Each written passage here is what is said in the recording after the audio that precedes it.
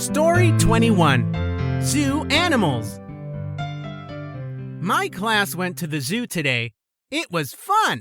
We watched elephants use their trunks. We saw lions rest in the sunshine. We watched polar bears swim in the water. We saw monkeys climb trees and birds fly through the air.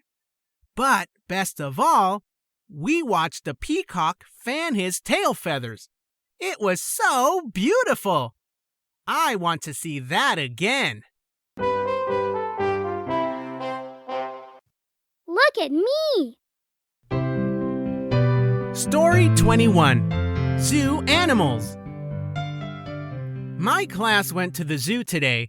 It was fun. We watched elephants use their trunks. We saw lions rest in the sunshine. We watched polar bears swim in the water. We saw monkeys climb trees and birds fly through the air. But best of all, we watched a peacock fan his tail feathers. It was so beautiful. I want to see that again. Look at me!